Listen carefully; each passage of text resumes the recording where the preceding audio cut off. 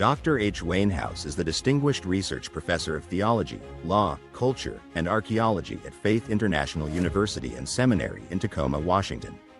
He and his wife, Irina, have taught and directed many tours in the Mediterranean and Middle East, including Israel, Greece, Egypt, Jordan, Italy, and Turkey, particularly with the Biblical Archaeological Society.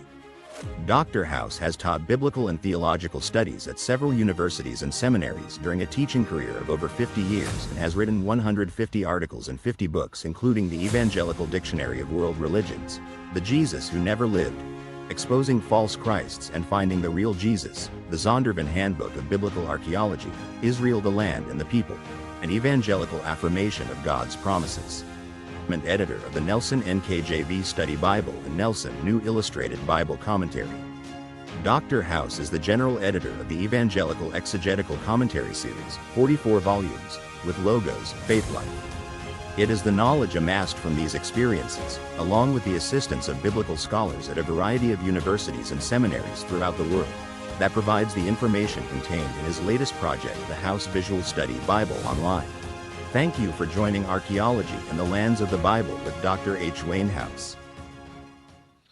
Greetings and salutations to all. We have arrived and we have both two Dons and a Wayne in the room. Yeah, so how's that work? Dr. House is in the house. Yes. Well, it's good to be here again. There's so much to talk about. It's just hard sometimes to know where to start and where to stop because there's some great finds that have been found in recent years. If we've sort of run out of time, or if we have enough time, we might even do a couple things that I didn't do last week. But other than that, we'll keep moving. And when I say here we're going to talk about the later life and ministry of Jesus in Jerusalem, I'm talking about that life that basically went toward the very end. A lot of people don't realize that Jesus, when he held off from going, for example, to deal with Lazarus in his sickness, knowing he was going to die, that was actually just not too long after the time at Caesarea Philippi. And from then, you actually began to get foaming Pharisees and others who wanted to put him to death. Right after that time, because they wanted to get Jesus as well as Lazarus, because he was bringing so many people to Jesus as Messiah. So there's a lot of things in the latter life. It won't be it's more like weeks instead of months or years, but very strategic things happen during that period of time. And we can't cover it all tonight, but we'll do as much as we can. It's any particular questions that has been raised from recent looking at the text and the archaeology? Going once, going twice. Sold. Well, okay, everybody knows it all. All right. The later life and ministry of Jesus. Some wonderful things happen during this time. So if we can move. First of all, move to the Pool of Bethesda. Most of Jesus's ministry was actually in the Galilee in up north.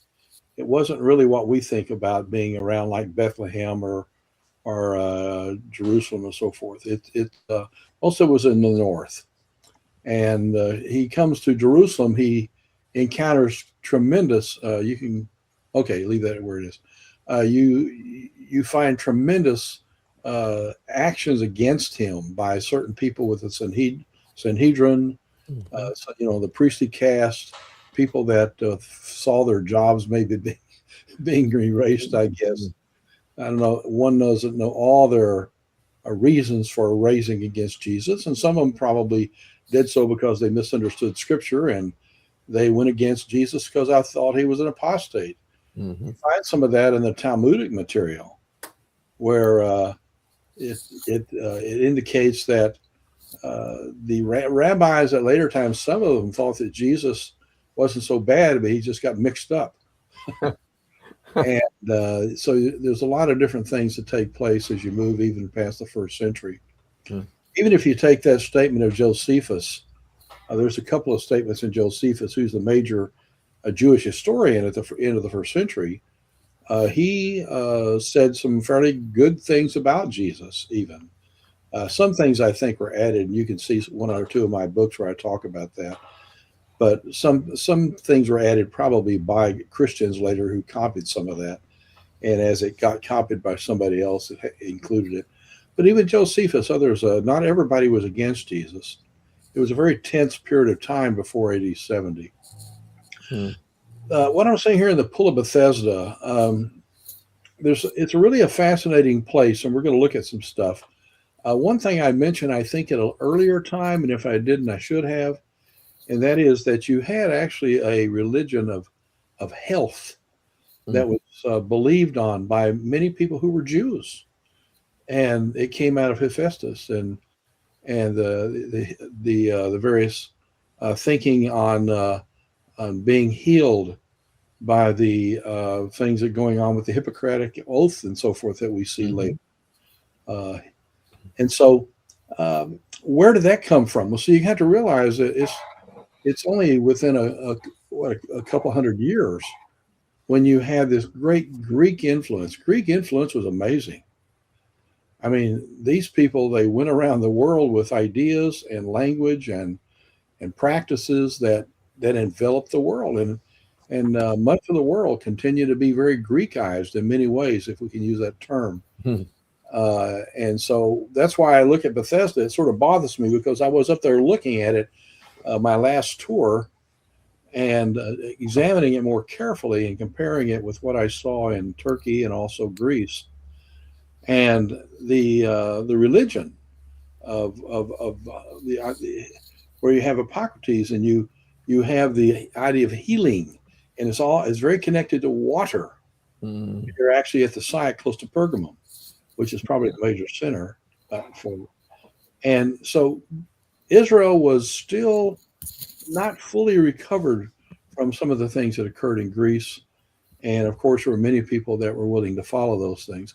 On the other hand, the Pharisees still stayed pretty close to Torah, but they had a view that what they would do is build a wall around the law of Moses, so that if you violated some of what their viewpoints were, then you couldn't violate the law. That was their idea. They had this idea of a two-step approach, and so they didn't like the fact that Jesus actually said things that were in diametric opposition to their viewpoints. But theologically, Jesus, in many, many ways, was actually following the Pharisaic understanding of Torah in as much of his thinking theologically over against the Sadducees. So there is things going on. We have him dealing with the general people up in the Galilee, and we find him dealing with more the leadership and the theological kinds of things that were being talked about and practiced in Jerusalem. And that's where we're moving to right now. There's so much more. I mean, we need if I actually had the time and could go like 10 more sessions, I could probably get through some of them. but we're not going to do that. What we're going to do is go and try to cover as much as we can and get understanding and questions from you. So I say the later life and ministry of Jesus, and we can move on to the next one.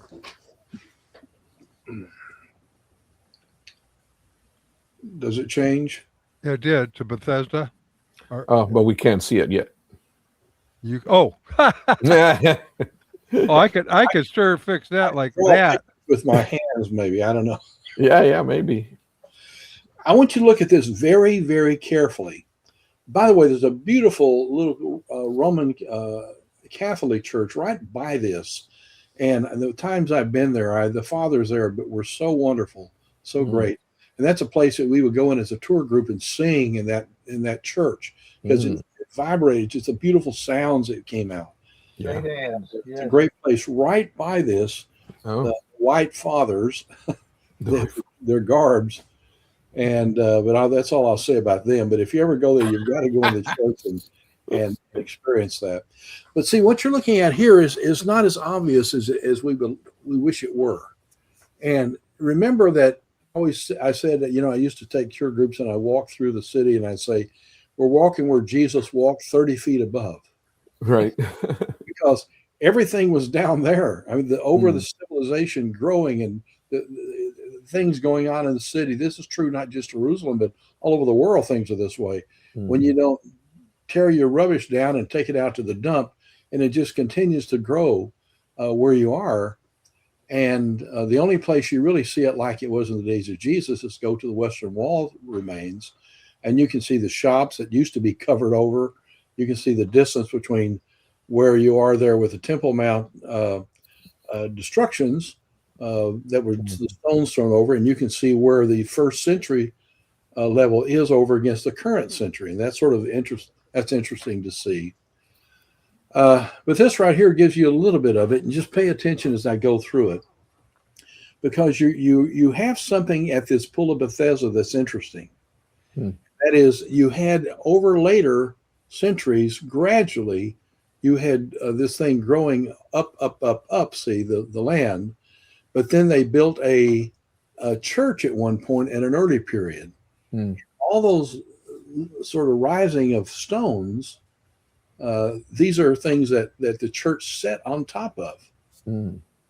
So those were actually underneath, and the church was on top of those things. Now, if you look real carefully, you can see there is a lower area that you have some steps down there. See that? Those are steps that were down there where the water was. So when you think about the Pool of Bethesda, you have to think of two things. One is that is where the water level was that people needed to be put into.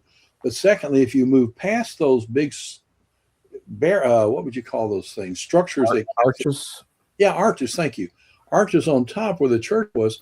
That's about where the work of the Greeks and their religion of healing by water came from. And so it's a little bit different than way it looks now. Let's go to the next one. I think I can show you a little bit better view. I tried to find out there. That's a little bit better structure. And you can see the place on the left. That's the current level. Wow.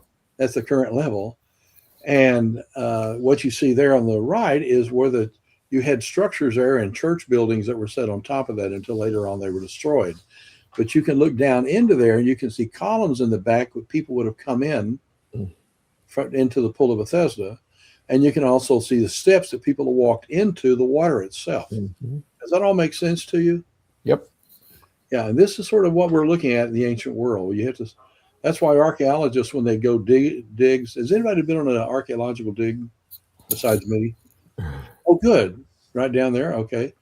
And it's interesting to experience all of this because that's the reason we have to find these places, and you have to go and build an area like a rectangle, and you go down there and you dig down, because it's the real deep down where you find this stuff. The other stuff has been built up over centuries. Okay. So that's what that is. Let's move that. Now, this is a picture that somebody drew sometime. I'm not suggesting it's exactly like it looked at the time, but all they tried to show you here is that you had a high point, you had a low point, and you had the water down there. And very common. Now, not everything's that way. We're going to find, for example, some areas, like we're going to look at the Pool of Siloam, and that's where some interesting things happen. What happened here, by the way, the Pool of Bethesda? So I see if you got your Bible down a little bit. This is where the waters moved, where the person would wait and wait, right? And wade in the water.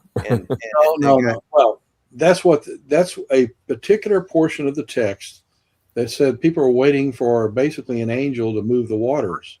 Correct. The lame guy was healed, wasn't he? The guy lying down, and Jesus told him to take up his mat and walk. And he said, "Nobody's around here to help me to get into the water to make." But there may have been a myth that was talked about. They talked about an angel coming there. Oh yeah, churning the water. On the other hand, you have to realize that the religion, largely dealing with Hippocrates and all of that, if you go to the site outside of Pergamon, you can look up and see the massive structure of Pergamon. I won't go into that. It's a great view. And a theater, the deepest I've ever seen. I'd hate to ever be in there and trip. I'd just go bang, bang, bang down the way. But they use water to heal people. And that's why you had to put together the water to heal the guy at the Pool of Bethesda, because they're building into the same idea. That's where how the paganism influenced the Judaism a little bit. And but to get back to the issue, you have to realize that the earliest readings of the Greek texts do not have that statement about an angel moving the waters. That developed several centuries later. Right. It just says on depending on the version, I have the ESV says that it just the guy said, "I have no one to put me in the pool when the water is stirred," but he doesn't say who stirs it. Yes, but and that's why you had somebody copying a manuscript one day, and he was tired or something or whatever was going on. Yeah. But he found an idea of what was moving the waters. Right. He figured, well, it had to be an angel or something. See, and so that's what I'm talking about. Somebody added to it in the side margin. Gotcha. Probably somebody 50 years later copying that manuscript. Remember, they didn't use photocopy machines in those days. So what? It was no, they didn't have that. I'm sorry. Oh, but man. the moving of that little statement may have been a comment in the side, and somebody said, "Oh, he left it out."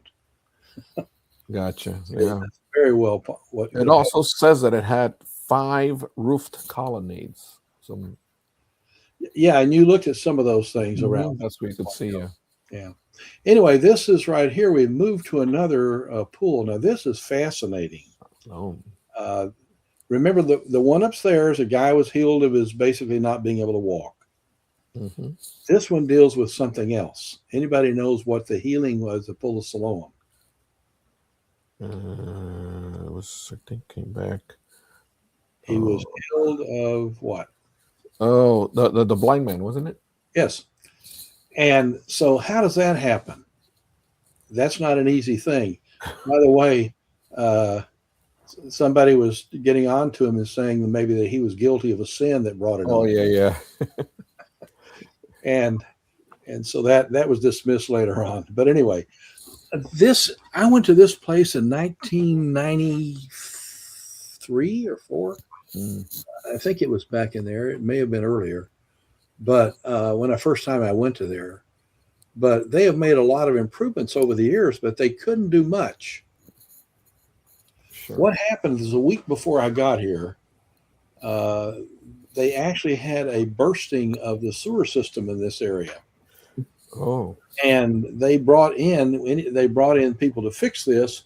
But anytime you're at a place like this in Israel, before you can do much, you have to call in the services of the archaeological view, the group that is invested with legal authority on these things. They can close you down immediately if you're dealing with archaeology. Yeah. But they did fix this thing the week before I got there. But then they discovered something. They did not know about these steps at all. You see them there, but they didn't know about the steps. That was actually based on them starting to dig around there, and they began to uncover things. So by the time I got there the next week, they had uncovered some, but not much. But even every year that I've been there, year after year after year, for I guess 45 times, I think I've been there, and groups also lived there a while at a Kobe Bleak, which is a Roman Catholic group. And so what I found is that over the years, you have this gradual movement of things, but you couldn't move too much because next door to them was a Greek Orthodox group that had an apple orchard. And for year after year, they would not allow anything to happen to their orchard.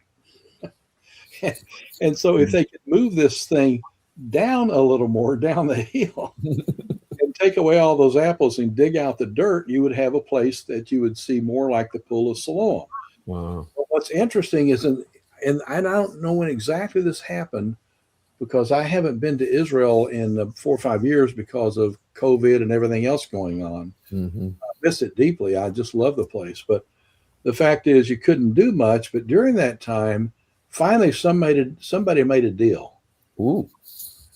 Now, the Jews have at the city of David for years overpaid Arabs to move out and go somewhere. But they had to pay them enough that they could skip town and not be found out that they were paid by Jews to have their houses.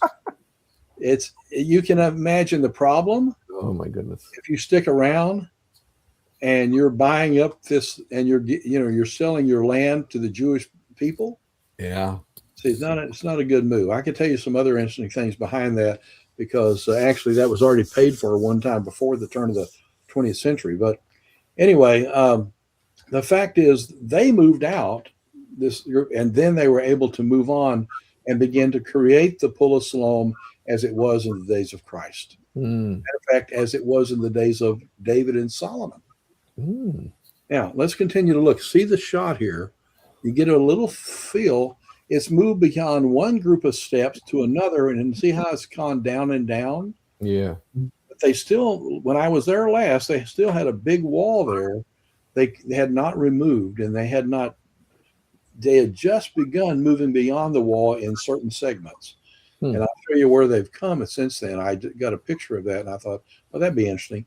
And by the way, you should know this right here. Two things are important about this location. One is if you move on the way, you would be moving west, a little southwest probably, going down from these stairs. And if you do that, you go up some stairs and you'll see a guy's shop who wants to sell you things. And then when you go down the stairs again, you go to the exit of the pool of what? It was built by a guy by the name of, it was a tunnel through. Oh, it's Hezekiah? Hezekiah? Hezekiah's tunnel. Oh, yeah. And they have a big sign there in Hebrew to talk about how they actually structured and did this tunnel, which is fascinating. The idea of how somehow people could start at one end, come at stone, with crude instruments and nothing that you can hear from. You got one side, you're coming in this place of up where you have David's house almost, the palace. It's just a short distance south of that, going down. And then you come to the other place, which you come out of. And it talks about how this occurred. And without any kind of modern technology, they dug and dug and dug to finally and this thing talks about it that you read on the wall, that somebody began to knock and you could hear them on the other side. And all that time you're working down to try to meet each other in the middle. Halfway, yeah. And one group of people who were working on that were pygmies from Africa. And the other were in the Hattusi group, were about 7 foot tall. Because my goodness. That's all a joke. But the reason for that, I tell that joke when I take people through here, because the reason for it, the first portion of it is so low you have to bend over and just walk. And the second portion you finally get to about halfway down the tunnel is so high you couldn't even jump up and touch it unless you were a 7 foot basketball player. So you had this kind of thing going on. It's crazy. Yeah. Thinking, why did you have one group dig so low and so high? But nonetheless, they met and they finally went and came out at a place here. That's one thing you see, and that's pretty fascinating in itself. Yeah. And the other thing you see that's near what you're looking at right here is that they have found the actual steps, and I've walked them almost to the top, but I never went to the top. I wish I had now since I hadn't been for a while. But there are stairs that lead right to beyond what you see there before you get to that little wooden thing in the far distance there.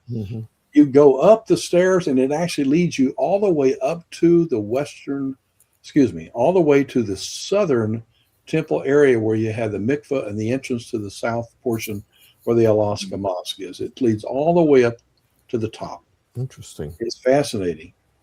And so a lot of things have happened there in the last few years. They're busy while we're trying to find a way to get there and not get killed. So were those steps area there, was that filled with water or was it further down the water? The steps you're looking at, if we go back, this actually would have probably had water up to portions of it. I would think. Okay, about halfway up or something. Yeah, I think portions. I'm not being dogmatic about this. I'm not sure, but I think probably water usually comes up some of these steps. Okay. And then so you have other steps that don't have So water. people would walk down into go it. into the water. Gotcha. When I people- was there, when I was there walking through it, it was only about knee deep. It was, but it's rushing through this kind of tunnel you're walking through, and it's very, very cold and Oh, you're wonderful. talking about the tunnel of Hezekiah's tunnel. Yes. Yeah, Yeah. I'm talking about this pool of Siloam. Yeah, he was talking about the Pool of Siloam here. Okay, I thought he was asking about we were talking about the tunnel. Yeah, No. but you're right about the tunnel. The tunnel, when you step into it from at the top of the area, when you step into that, you Mhm. step into it, it's about waist deep, right? And it's very, very cold. I know Yes. it's cold. And then if you the further you get in, it gets less and less and less Gotcha. until you get out. Yeah, that's true. But right here, going up the steps leads you up to actually where the baptismal occurred. They found 31 mikveh at the top. Oh yeah. Okay. You have to go across the street there if you don't pay attention. But you had 31 baptismal pools, so to speak, that people used to go into the water and out of the water to purify themselves before they went into the southern portion of the temple. Right. Right. The Temple Mount and so forth. Sure. So that was very important. But can you imagine? You got, how many was it? 2,000 or 3,000. Yeah. At least. Saved on the day of Pentecost. Oh, yeah. About Like 3,000. 3. Was Yeah. it 3,000? That was just men too. Yeah. Can you imagine having 3,000 people and trying to baptism? People say that scholars used to say it couldn't have happened because there wasn't enough water around to do that. But now we know there were plenty of mikveh, 31 of them, Sure. that no doubt kept water in them, and they have found water sources since. And Peter in his statements in Acts 2 actually were able to happen Mm-hmm. because you had the water, you had the mikveh, you had 12 apostles, and you were ready to go. Yep. I'm sure they didn't do it like our baptism, which you first you get 15 or 20 minutes. These things, they went in and out and in and out. Right. Okay. Now, getting back to this, we're going to look at some more that I've found on the internet. I wish I had pictures of my own now, but this right here shows you go down into it, but these stones in front of it would need to be removed. That hasn't been removed in this picture. So let's go to the next one. Mm. The only reason I have that is to show you where you are. This is called the City of David. David's palace at the top. Eliat Mazar, I think, is, I'm sure Don could correct me on that, but I think it was Eliat Mazar, one of the archaeologists who worked at the top of this area of the City of David where David's palace was. And it continues to come down the hill. And you can see that David, when he would go out at night, he had a very descending open area for him at nighttime. They should have built him a wall, and less problems would happen. Yeah, really. But this is the City of David. Now notice it comes down one side and also the other side on either side. Mm-hmm. And you have at the very bottom of this area, they call it the Valley of Hinnom or Gehenna. We would think the word hell sometimes with that. But a good buddy of mine that I've known for so many decades just passed away. I just hate it. I didn't get a chance to visit with him again in going. Gabi Berkai, Gabriel Berkai, or he went by Gabi. But I've known him for decades, and we did things together. And so he had a thing he put together down at the very bottom of the Valley of Hinnom, that you had something happen up on the temple that helped him to have stuff to look at archaeologically. Anybody know? Wait, say that again. I don't know if I can say it again. Okay, at the bottom of the little area that comes down, you're looking at. Where the green area is there? Yeah. Yeah, the green's in the middle. I'm going to talk to you about. That's where that apple orchard used to be. Oh, okay. But I haven't gotten back to the Pool of Siloam yet. So you get down to the bottom, and that is an area called Gehenna, Okay. or the Valley of Hinnom. Right. Now, that's the trash area of the city. Right. The dumpster. Important to know. That's the trash area. Right. And people would take their trash down there. But what happened at one time, it's when Begin, I can't think of his name now. He's the present prime minister. What is it? Netanyahu. Netanyahu? Yeah, Netanyahu. Yes.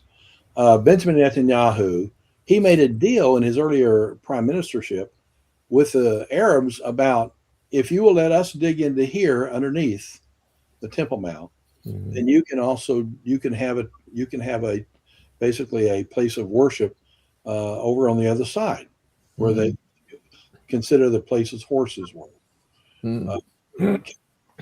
And so the problem is that even though the Arabs went ahead and built that, and I've never been down in there, but I had a good Arab friend that took pictures all over for me.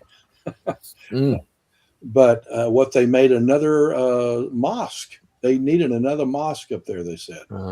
So they put that in there instead of Solomon's portals, they call them, where they kept Solomon's horses, whatever. And what they did, they moved out a couple of hundred or more, maybe more than that, different kind of instruments where they would take out the things that were found underneath and take them down to the way. They filled up these trucks that had something that could hold the materials. And so they went down there to the bottom and they dumped all this stuff. Well, what happened when Gabi went into this, they began to find all sorts of artifacts and coins and all sorts of things that had never been found before, because they were found in that underground area that the Muslims dug out, put into trucks, and brought them down and dumped them into that area. So, Don, have you ever been over there and done that? Did you go down to the Gehenna? Which Don? Me? Oh, I'm sorry. I'm sorry. Yeah, I've been to both of those pools. Okay. Yeah, that's. It brings back some good memories. And that church you mentioned, St. Anne's, we took a choir from Dakota Falls, and when they sang in that thing, the acoustics are so good, you have to slow everything way down, or your chords run over each other because they're just hanging in the air. Yeah, that's incredible. It's a place that a lot of people went. They took this garbage, all this stuff, they moved it to a place and they set up an entire archaeological area. Wow. Where they meticulously went through and used water and took the dirt off things, checking things. They found rings, they found coins, they found things they'd never found before because of the Muslims deciding to build another mosque.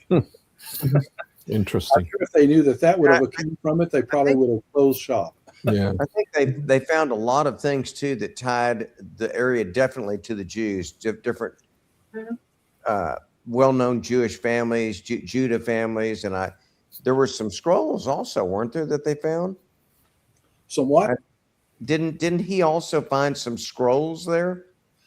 I don't remember scrolls being found, but I could be wrong. Like in pots or something. I just remember when we were there, the guide talking about that. But they uncovered so many wonderful things because of that. Gabi was famous, much younger in his life, when he was at a place across from the Eastern Gate, and he was at a group of tombs, and found the Aaronic blessing on a little bitty thing that was probably for a little girl. That's what Pastor Faber says every week, almost, right? Yeah, right. Yeah, may the Lord bless you and keep you. And so, yeah. So Gabi found that, and there was the oldest piece of Hebrew writing ever that had been found at that point. But So I wonder if I wonder why it's open to the public that they allow them to dig, but I wonder if because the rubble site is so incredibly large that it was basically like free labor, because I mean, how can you possibly go through that many tons of rubble? And there's so many artifacts in there.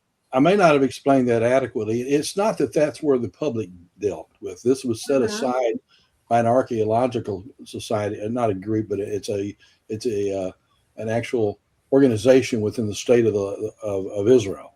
Right, but isn't it open to the public though, where they actually invite you to come in and you can go through some parts of it? It is, but those things you're talking about were not found at the bottom of the Valley of Hinnom. What happened? They went down and took out some of this each time, and they kept bringing it They up to a dumped it. area that they had. You had to go a distance away Right. to actually have it was covered with a tent, and they had all the tables set up, The and they had fishing people tables. come in and do the work. Right. But the people themselves didn't just walk off the street and start digging, taking it home. That Okay. would have been interesting. Okay, That let's was- go back. Good question, though. Thank you. We're going back. Okay. Back to the Let drawing. me explain what we have here. I just want to tell you about the Valley of Hinnom and tell you about some of the things that occurred and where we've been locating things. Some very good materials, but you've gone too far. Hold it back, please. Go back one. Now, if you will look at that, I pointed to the bottom, the tip. Then you have a street that goes around this way and that way. You have two ways to go. I have climbed that from the left all the way to the top to the western wall area, and I will never, ever, ever do it again. I'm tired. By the time I got to the top, I couldn't stand up. I started taking taxis. So anyway, if you go up though where the Pool of Siloam is, they had stairs there and even things to hold on to. Sure. So it wasn't such a difficult situation. But if you will look at it, you've got a building to the top there, and then you've got all that green, and to the right of all of that is where you're moving into the Pool of Siloam. And that's where they were able to dig in and finally uncover the pool. And that's only occurred very recently. But they had no rights to get into all that stuff. Wow. Okay, so that all leads you all the way up to David's Palace at the top of the area there. Yeah. Let's move on. Okay, next. Yes, please. Now, this is just a little more. I'm showing you from another angle. Remember, on the other one we looked at was looking toward us. This one's looking away from us. Can you see that? Gotcha. So you're moving from the Pool of, from the Hezekiah's tunnel and getting out and coming to this. On the other hand, you would be on the other side and you would move to this to go to the place to walk up and other things. So I'm just trying to give you a direction to work with between what you would see as, let's see, what would that be? That would east and west is what we're dealing with. So before and after. Yeah, so you got to look a little bit and see. You got stairs. You got two groups of stairs, and then you have them on the far side. You see those little stairs, three of them. See, that goes that way, and the other group goes this. They've started moving it out in this picture, but now I want to show you where they are. This I haven't even seen this myself in live. Continue.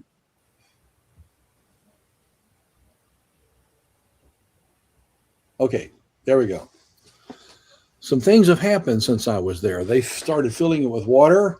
It doesn't look like a really prized pool I'd want to get into. But nonetheless, they've been working on moving stones out and filling things. But this is what I understand. I cannot attest this because I pulled this off from a site.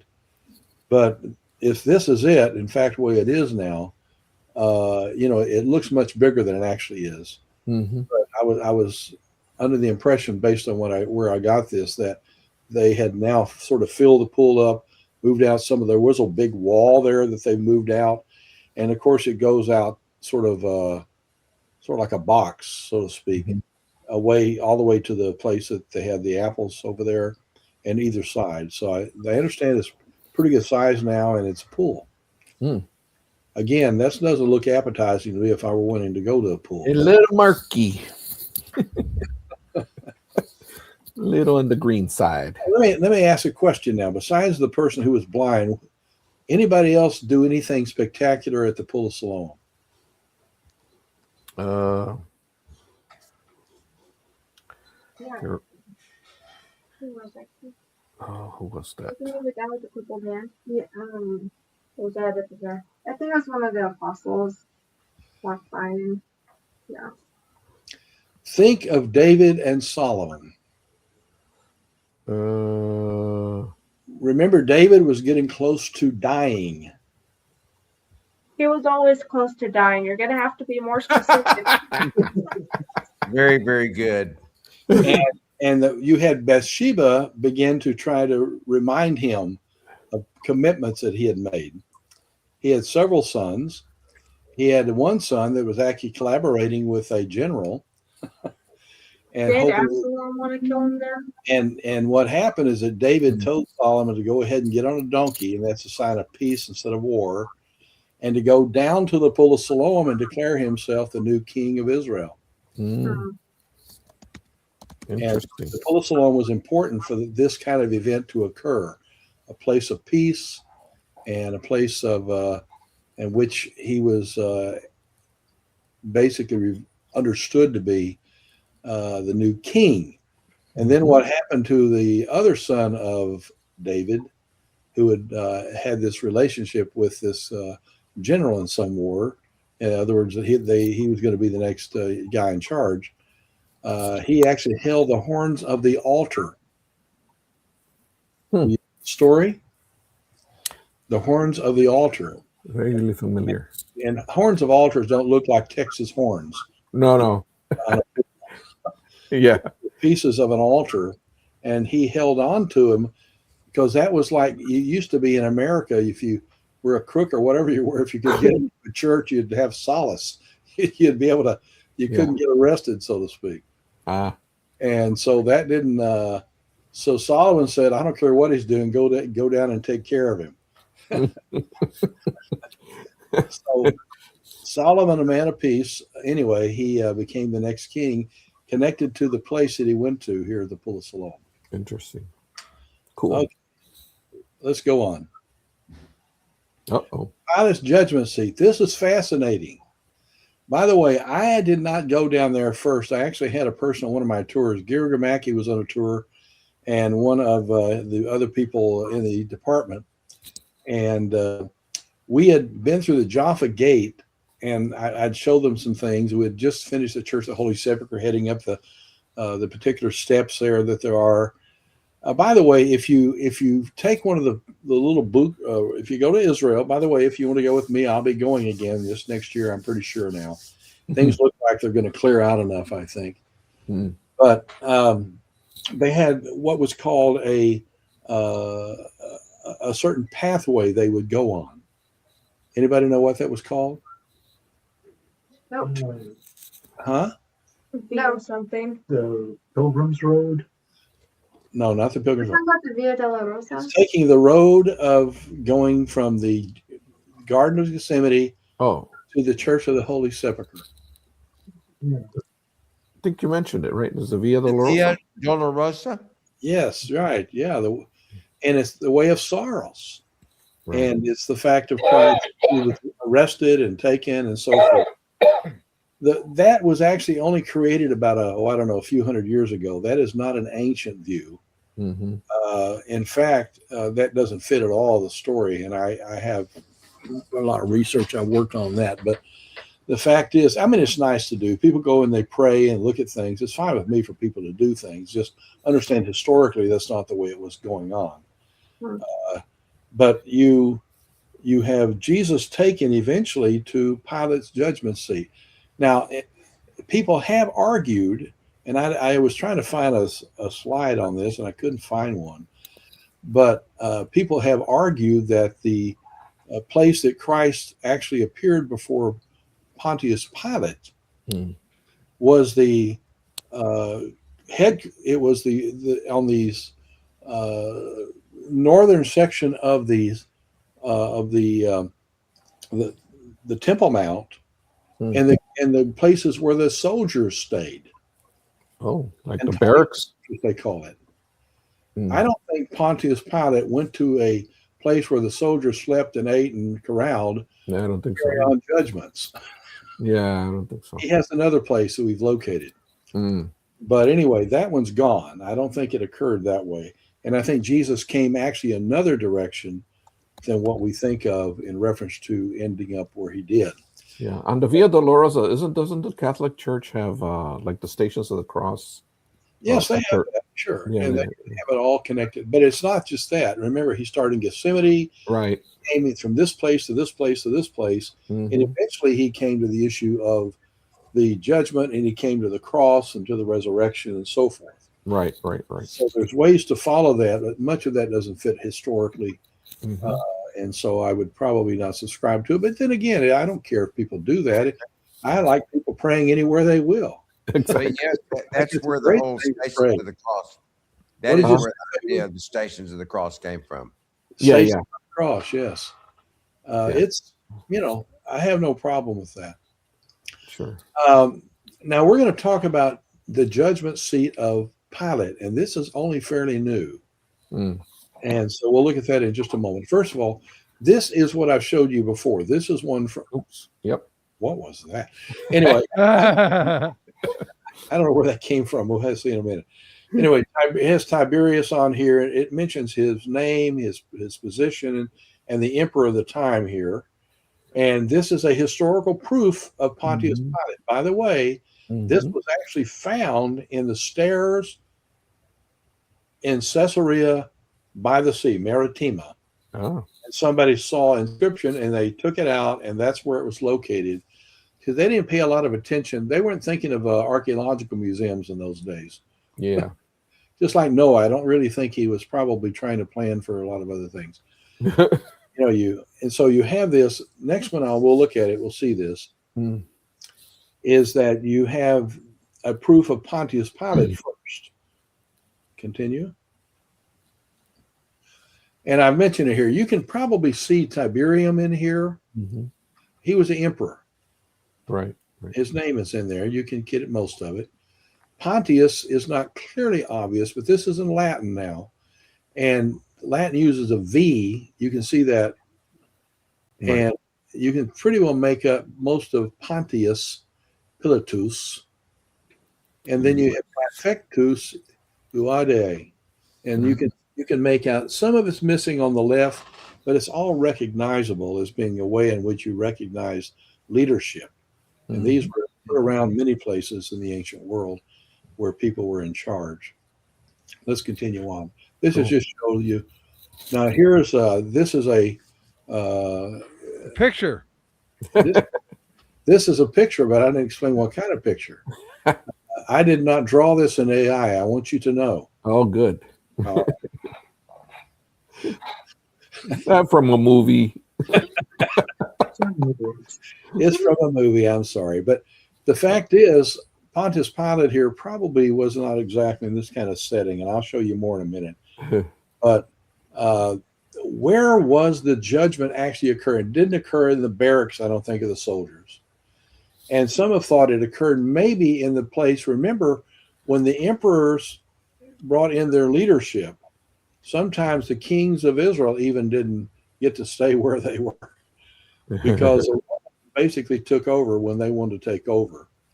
So you did have Herod in several places. We've talked about he had homes all over the place in Jericho and outside of Bethlehem and you name he had some place to be.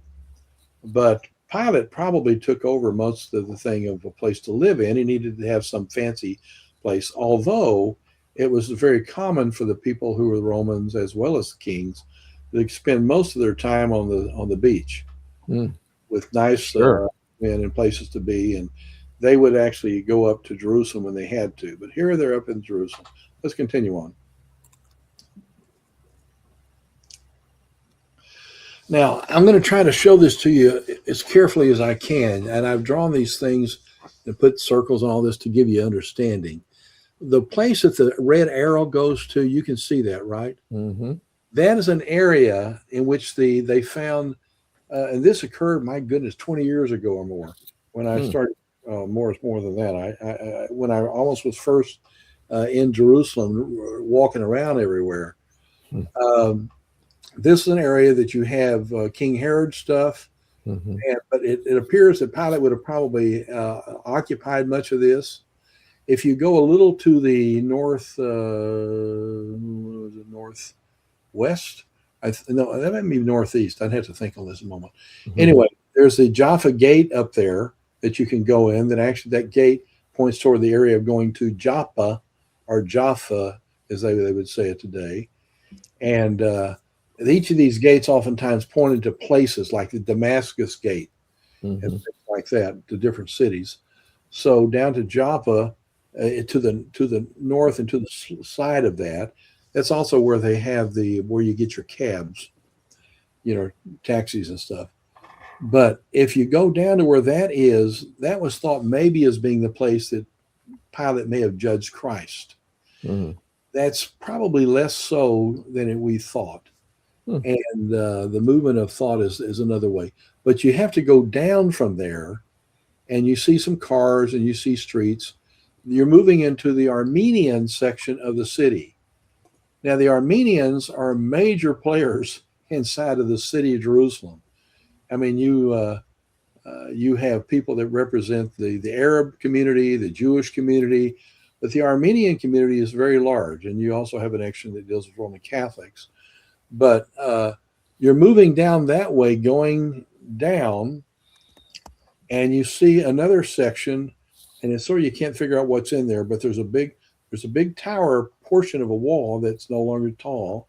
Hmm. And then you have a little indig, and then you notice behind that, this is area where cars were and also other things were. Now I'm going to show you that circle is an important area for us, because they have discovered that probably was where the area of the judgment seat of Pilate was. And I'll show more of it to you in just a second. Let's move on. Gotcha. Now, that's the entrance. Now, on either side of there, you have this structure that would have been there. It's no longer there, but that would have probably been an entrance, a gate into an area. That's how they built these things. And I'll show you in just a minute if that's true. If you go to the left there, you would be going down that wall we showed you with a big picture to the Jaffa Gate to get through. And you would have passed on the outside, you would have passed the area for the Herod's location prior to probably Pilate taking it over.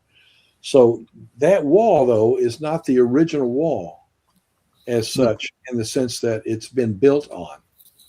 It was not all that way at one time. And you can look and see what was built on top of what. Can you understand that when you look at the wall? Yeah. There's distinctions.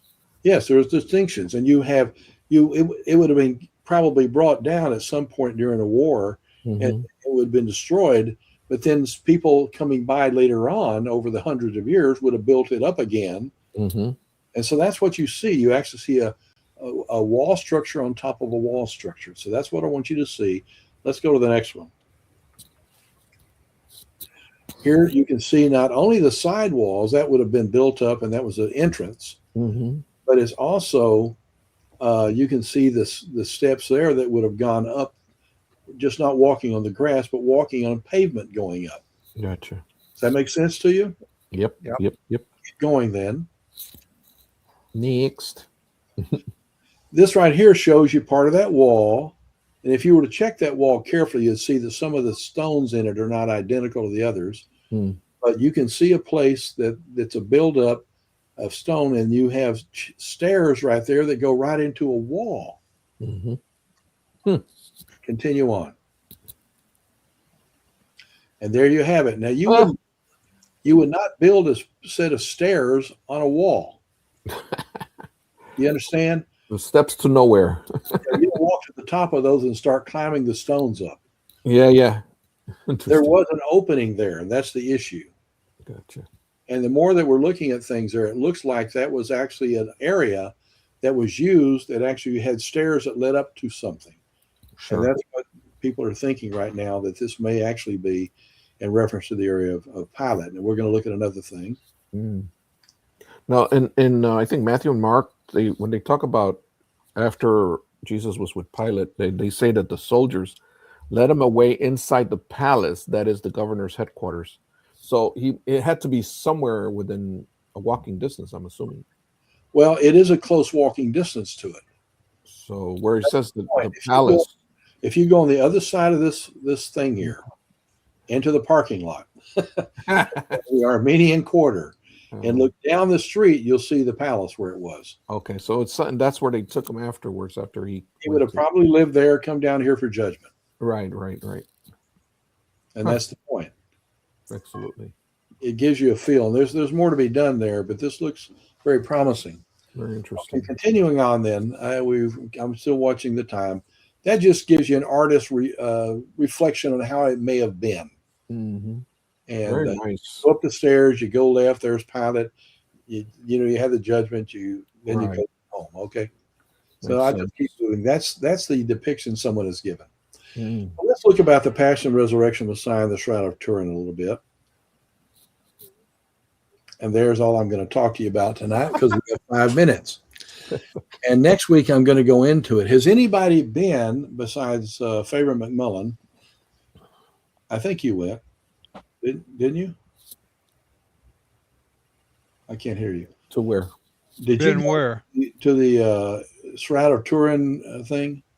Oh, Yeah, I said I went before you did and told you about it. I thought you did. I was thinking I was remembering right. Yeah. And there was one in Houston, and there was Oh. also one in Bryan in College Station here. Yeah, this was all like a couple of weeks ago. oh, Yeah. really? Oh, man. And so what I have done, I've gone through and made a photo of every single one of the things they had up there, about 15 of them or so, that are all around the room, with all different kind of components and reference to history, science, and scripture. Mm.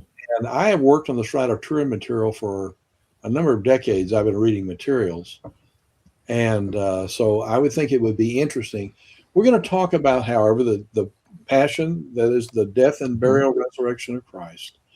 And part of this study, I want to show you a few things from the Shroud of Turin that might be interesting to you.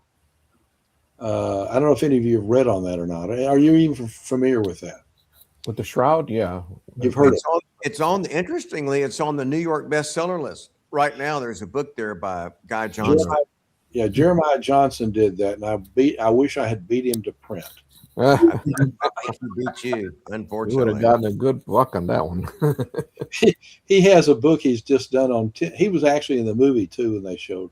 But he 10 reasons he has, in reference to Christ. Is that the guy that goes around and went around in the on several podcasts and was talking about it? I'm not sure. Probably. It's Place now. It's very popular to talk about. It's brand new right now. The book's just out. It's a big Yeah. deal. Probably He did. was actually invited to Davos to share on the Shroud of Turin and evidence for Jesus. Well, Gary Habermas, if you know the name, Mhm. has been. I've known Gary for 30 years or more, maybe longer. And he started talking about that then, and we started discussing. Yeah. And I started reading things on it. But it's really interesting to see where we've come with it. And this presentation sort of opens it to the public more than normally would have happened, and particularly with this new book by Jeremiah Johnson.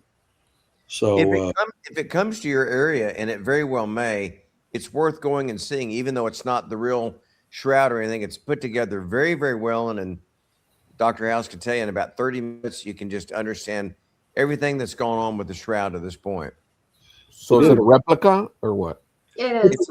no, they wouldn't bring the shroud out. It's too expensive. Yeah, I know. It's gonna be. I was like, The thing that impressed me the most, they had this makeup of the crown of thorns, unlike anything I would ever imagine it to be. It was just like big hawthorns we have right here on these ranches around here, and it was almost like a skull cap of. Yeah. And they took those things from clues from the Shroud of Turin itself. Yeah. About I've how heard this about was that. constructed. Well, Yeah, next week in my last presentation on this stuff, I will cover the issue of the Shroud of Turin as part of the issues on the death and resurrection. So I just want to give you a feel for it by showing you that we're going to be going through those arguments and sort of see what are the strengths and weaknesses. And archaeologically, what is this? But it's. Sure. I was fairly skeptical initially. Sure. But I really feel that it may really be something genuine that we can we can actually look at and understand. So anyway, that's what we'll do next week. And I can't believe that I've actually finished on time. Yeah. Wow. How Good did I do timing. that? Any questions before we quit? You got a minute or two. Just out of curiosity, were Siloam and Bethesda, I know the Romans knew how to heat up their baths and stuff, and you were talking about how cold that water is. Did they heat them at all, or just let the sun do it? Or I don't know, because I would try to pattern what I saw up there with what I've seen with the site that's found outside of Pergamum, which is the major site of the god supposedly healing, and they use water, and it was not, as far as I can tell, a heated pool. So I don't know. Of course, it's hot in Israel, like it's hot in some other places, and it may not be as needed as we think of sometimes. And the Roman baths were distinct. There was something very, very different than the Pool of Siloam, which is more of like a big cistern, you know. Right. Interesting. But I'm saying that when you go to the god Hippocrates, when you go and look at that, I'm thinking I'm saying the wrong name. I can't think. Asclepius. Asclepius.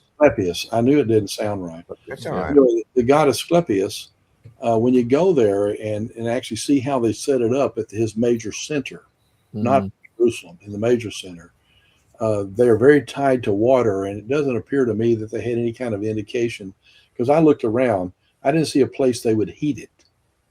Right. So Yeah. I don't know. It maybe so, but didn't appear to. Okay. Anything else? If not, hopefully you gained a few bits of information tonight. Yeah. Next week's going to be especially interesting. Sounds wonderful. One of the things that caught me, or that I'm just kind of like fascinated again, is that we were talking about the things that they discovered by accident, supposedly, you know, it's just amazing how God just opens these things for people to discover. In his timing. Exactly. It's just how coincidental could that be? You know, all the coincidence of all coincidences of all these things. What I had talked about was the fascinating story to me is there was a Father Solana who came from Mexico, and he was out there to make this Hawaiian beach kind of a resort. They drilled some holes and they hit stuff 1.5 feet down, and that was Magdala. They called in these folks you're talking about, Doc, all the archaeological things. So this Father Solana now, he's the hero. And when I went there, they had a Mexican flag flying in Magdala. That was great. And all he wanted was a beach resort, huh? They did that when I was there. The man who's in charge of that, his name is Father Kelly. He is just a great, he's a priest, and he's a great guy. And he let us do all of our aerial shots there and didn't charge us. Nice. And we just have built a real good relationship with him. Father Kelly, if you meet him, he can show you around a lot of neat stuff. I've met Father Kelly. He's an Irish speaker. Is he? He really does, like you? Yeah, we spoke together. We had a conversation in the Irish language. Oh, my goodness, I didn't know that. Yeah. Next time I tell him I did you speak to that Irish man? And he'll say, oh, yeah. Yeah. All right. So for next week, our topic is going to be what again? We're going to talk about basically the death and the resurrection of Christ, and I'm going to include in this discussion regarding what we know about these events. In the Shroud of Turin. Right. Thank you so much. God bless you. I hope some of this helped a little bit. It's great. Well, all right. We're going to end the stream. See you Saturday. Bye-bye, James.